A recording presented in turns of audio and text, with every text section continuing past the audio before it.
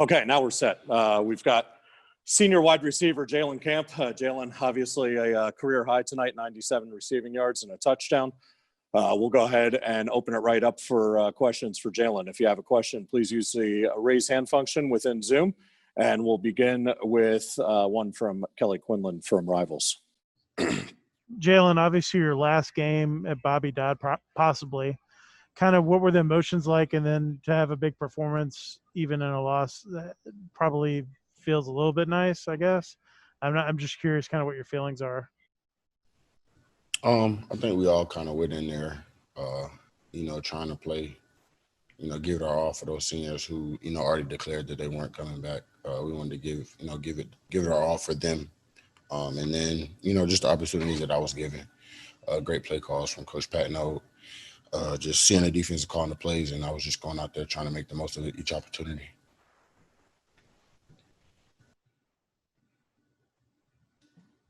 Next question comes from Dan Matthews from 680 The Fan.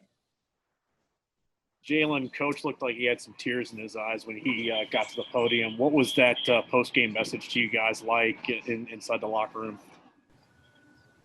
A hard-fought game. We all saw, he just talked about how, we were a team that, never gives up, never quits.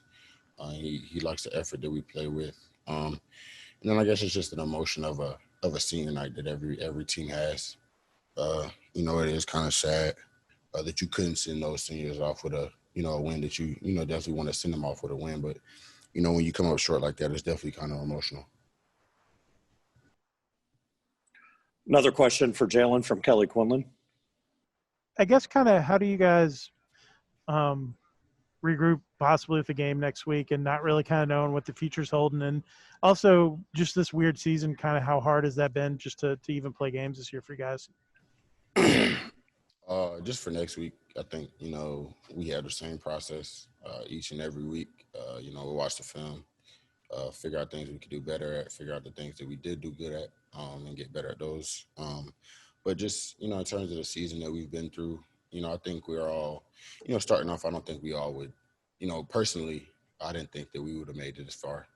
I didn't think we would get a full what we're at 10 games so far. So, it's a blessing just to be this far with all the protocols that have been in place to keep everyone safe and go out there and do what we love to do. Question from Ken Segura from the Atlanta Journal-Constitution.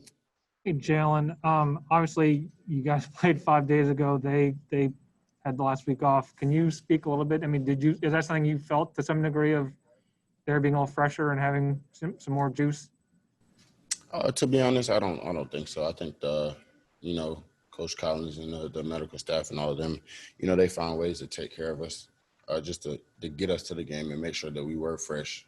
So we had a lot of just kind of walk through, fit it up, make sure everybody's in the right spot kind of practices this week, not very rigorous on our legs. So I think tonight I felt pretty good, to be honest with you.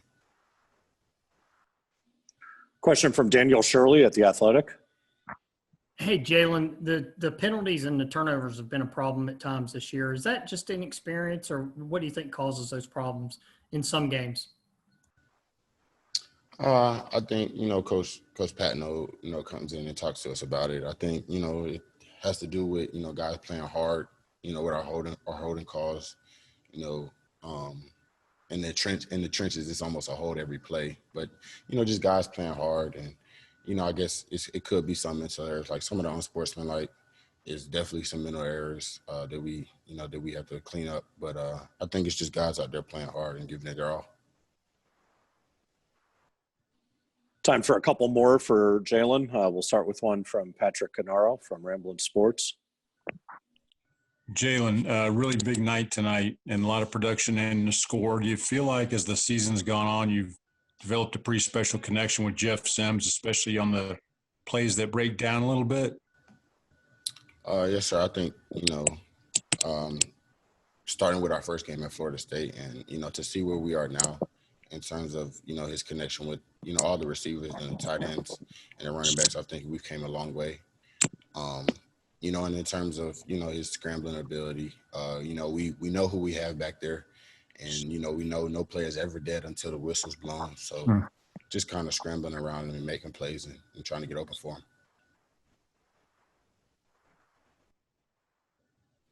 And our last one for Jalen is from Kelly Quinlan from Rivals.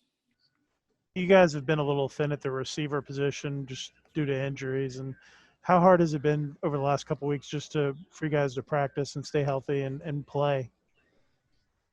I mean, like I said earlier, you know, our practices haven't been very rigorous. I know towards the end of the season, it's not a lot of banging, you know, because we are at the end of the season and you're just trying to keep guys out there for that game. So, you know, I think the tempo has slowed down a little bit for us practice-wise. So, you know, we're just trying to make it to the game. And then once we get to the game, you know, we got a bunch of healthy guys ready to play. Next up is linebacker Quez Jackson, who's one of 2 student athletes that we'll have representing the defense tonight. We'll have David Curry following him to wrap up our student athletes. So if you have a question for Quez, Quez finished this evening with 10 tackles. If you have a question for Quez, please use the raise hand function within Zoom. We'll call on people individually, beginning with Daniel Shirley from The Athletic. Hey, Quez, they got down in the red zone quite a few times, but you guys held them to 1 touchdown. What was the difference down there when they got down there? We just all played together and, we're there for one another. We just played hard, bought our necks, and didn't let adversity, take advantage of us. And we just stayed in the moment, and we came out victorious as far as that sequence. Next one comes from Kelly Quinlan from Rivals. Quez, what happened on the interception? And then the ensuing couple of plays, it seemed like you were very fired up to kind of fix that issue. Just playing hard, made a great play on the ball, and just try to extend the play, and unfortunately it didn't work out. But just got to keep playing and depend on your teammates, and because they got my back, even though I made a mistake in that moment. But just kept playing hard, and unfortunately we got out with we were fortunate enough to just let a field goal happen out of that situation. Question from the Atlanta Journal-Constitution from Bailey Johnson. Hey, Quez, their running back, Davis, had a big night. What was he doing that made it hard to stop him? I don't think he was necessarily doing anything that made it hard to stop him. We just got to make plays when it's time to make plays. That's it. Another one from the AJC, this time from Ken Segura. Coach was saying before about just, you got to control what you can control. And sometimes there's things that are outside of your control. Overall, how do you feel like the defense, was able to handle some of the calls that went against you guys and just trying to stay, in the moment and not getting, sidetracked? Yeah. Of course it's frustrating at times. Of course it's frustrating at times just being a competitor, but like Coach Collins said, you got to control what you can control. Like, we can't depend on the refs to, make every call, get every call right. We just got to keep playing and make plays when it's time to make. So, just to add on what he said, just control what we can control and just, keep playing to the best of our ability. Time for a couple more for Quez. We'll begin with one from Kelly Quinlan. When things started to get emotional on the sideline and chippy on the field, kind of what goes, I guess, through you guys' mind, and as an older guy on the team, do you try to pull guys aside and calm them down, that kind of thing? Of course, a lot of times during those times, emotions are high. So, you always got to have that one guy that, that sets the composure, gets everybody to realize the outcomes of situations when you act negatively. But yeah, just being like that leader and just getting the guys together and make sure that, we're composed and playing smart. Last one for Quez, this one from Ken Segura from the AJC. Had you realized that David gone out with the injury and then came back with the cast on his hand? I'm curious just kind of what you thought about all that. No, I didn't really realize it until he came back on the sideline and told me. I was just, we just out there playing, but I was like, man, but D-Knight came in there, he flew around, he took up for his brother, and, it was just that. But no, I didn't realize David was out. David, you got me in your ear? Gotcha. Okay. We'll go ahead and start with our final student athlete for the evening, linebacker David Curry. On senior night, 14 tackles, 2 tackles for loss for David. And we'll go ahead and open it up for questions for David, beginning with Daniel Shirley from The Athletic. Hey, David, what did you do to your hand? Looked like you hit it on somebody's helmet, and what did they say? What the issue was with it? I'm not exactly sure. Football's a rough game, and we're just still figuring out what it is. But the good thing is I can club it up and I'll be able to play. So I'm happy about that. Next question for David comes from Kelly Quinlan from Rivals. Things got incredibly chippy on the field, and you guys had some calls go against you. Kind of what goes on in those moments, and how do you try to keep the team's composure when things are kind of going against you out of your own control? I guess that's a tough question.